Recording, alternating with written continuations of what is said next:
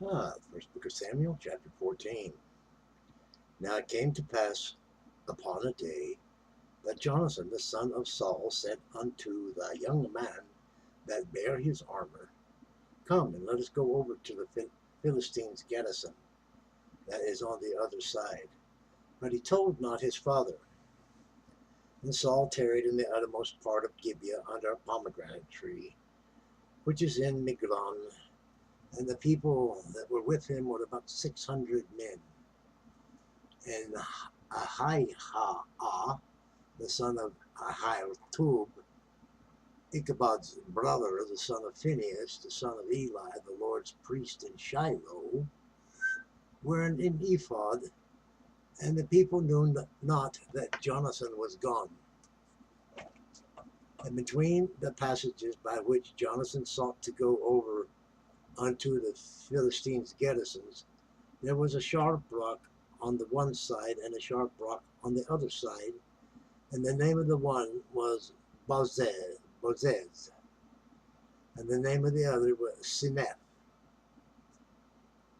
And the forefront of the one was situate northward over against Michmash, and the other southward over against Gibeah.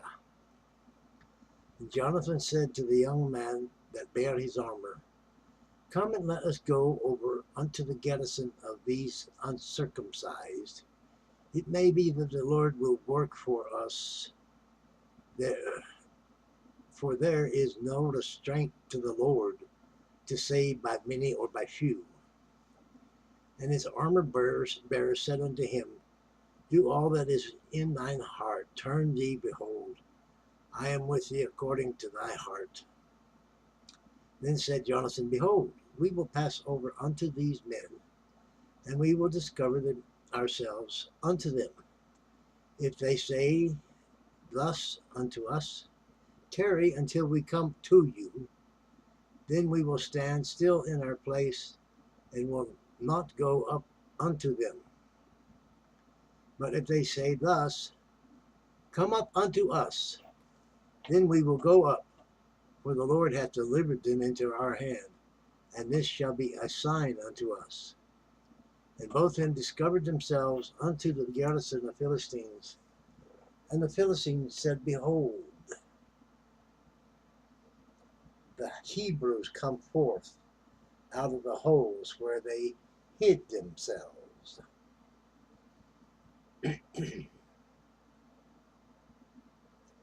And the men of the garrison answered Jonathan and his armor bearer and said, Come up to us, and we will show you a thing.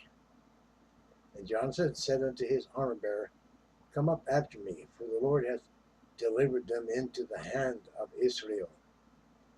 And Jonathan climbed up upon his hands and upon his feet, and his armor bearer after him.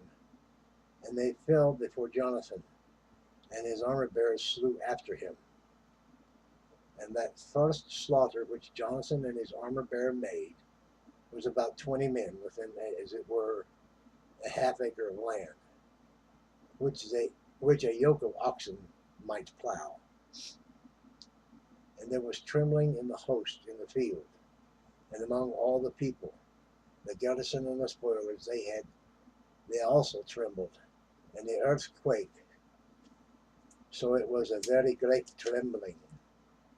And the watchmen of Saul in Gibeah of Benjamin looked, and behold, the multitude melted away, and they went on beating down one another. Then said Saul unto the people that were with him, Number now, and see who is gone from us. And when they had numbered, behold, Jonathan and his armor bearer were not there. And Saul said unto Ahiah, Bring hither the ark of God, for the ark of God was at that time with the children of Israel.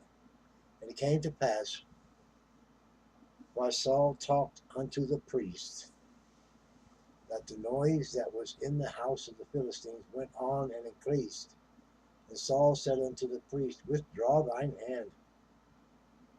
And Saul and all the people that were with him assembled themselves, and they came to the battle, And behold, every man's sword was against his fellow, and there was a very great discomfiture.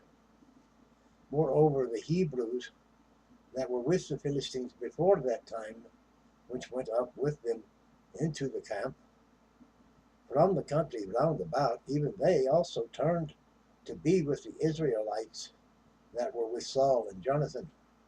Likewise, all the men of Israel which had hid themselves in Mount Ephraim, when they heard that the Philistines fled, even they also followed hard after them in the battle. So the Lord saved Israel that day, and the battle passed over unto Bethaven. And the men of Israel were distressed that day, for Saul had adjured that the people, saying, Cursed be the man that eateth any food until evening, that I may be avenged on mine enemies. So none of the people tasted any food.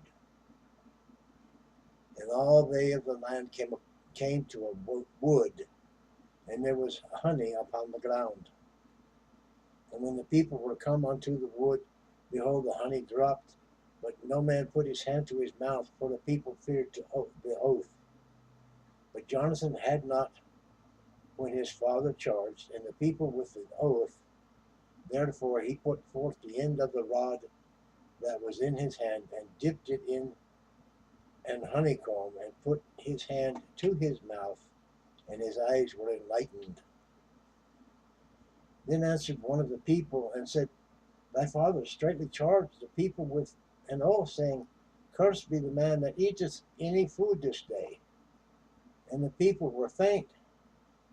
Then said Jonathan, My father hath troubled the land.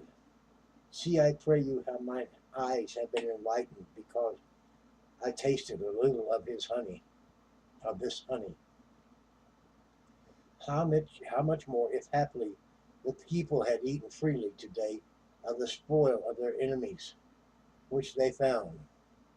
For had there not been a much greater slaughter among the Philistines?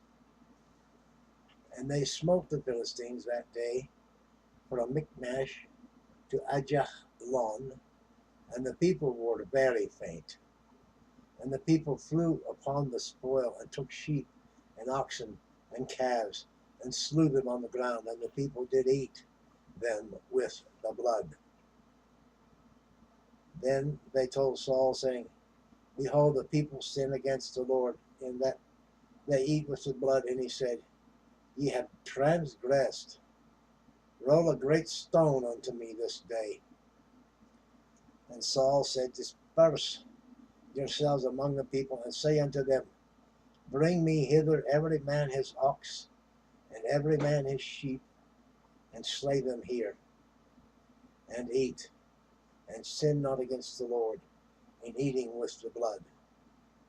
And all the people brought every man his ox with him that night, and slew them there. And Saul built an altar unto the Lord. The same was the first altar that he built unto the Lord. And Saul said, Let us go down after the Philistines by night, and spoil them until the morning light, and let us not leave a man of them. And they said, Do whatsoever seemeth good unto thee. Then said the priest, Let us draw near hither unto God. And Saul asked counsel of God, Shall I go down after the Philistines? Wilt thou deliver them into the hand of Israel? But he answered him not that day. And Saul said, Draw ye near hither, all the chief of the people, and know and see wherein this sin hath been this day. For as the Lord liveth, which saveth Israel, though it be in Jonathan my son, he shall surely die. But there was not a man among the people that answered him. Then said he unto all Israel, Be ye on one side, and I and Jonathan my son will be on the other side. And the people said unto Saul, Do what seemeth good unto thee. Therefore Saul said unto the Lord God of Israel, Give a perfect lot. And Saul and Jonathan were taken, but the people escaped. And Saul said, cast lots between me and Jonathan my son. And Jonathan was taken. Then Saul said to Jonathan, tell me what thou hast done. And Jonathan told him and said, I did but take a little honey with the end of the rod that was in mine hand, and lo, I must die.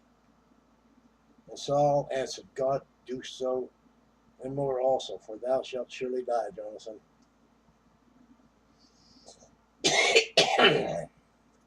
And the people said unto Saul, shall Jonathan die who hath wrought this great salvation in Israel? God forbid. As the Lord liveth, there shall not one hair of his head fall to the ground, for he hath wrought with God this day. So the people rescued Jonathan, that he died not. Then Saul went up from following the Philistines, and the Philistines went to their own place. So Saul took the kingdom over Israel and fought against all his enemies on every side, against Moab, and against the children of Ammon, and against Edom, and against the kings of Zobah, and against the Philistines. And whithersoever he turned himself, he vexed them. And he gathered up an host, and smote the Amalekites, and delivered Israel out of the hands of them that spoiled them. Now the sons of Saul were Jonathan, and Ishui, and Melchi-Shua, and the names of his two daughters were these: the name of the firstborn, Merab, and the name of the younger, Michal. And the name of Saul's wife was Ahinoam, the daughter of Ahimaaz. And the names of the captain of his host was Abner, son of Ner, Saul's uncle. And Kish was the father of Saul. And Ner, the father of Abner, was the son of Abiel. And there was sore war against the Philistines all the days of Saul. And when Saul saw any strong man or any valiant man, he took him unto him. That concludes chapter 14. It's a little bit long, but I guess that's where they started the draft, huh? Yeah, no, under kings and stuff like that. Makes sense.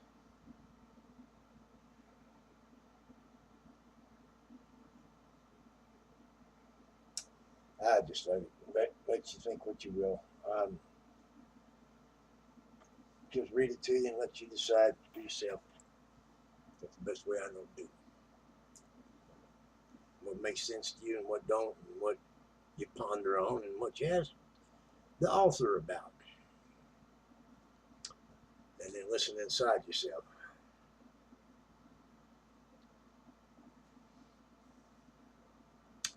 What are you gonna do? You gotta be you. And I hope that becomes a blessing to you. Feel free to like, share, subscribe, comment, all that good stuff. Adios.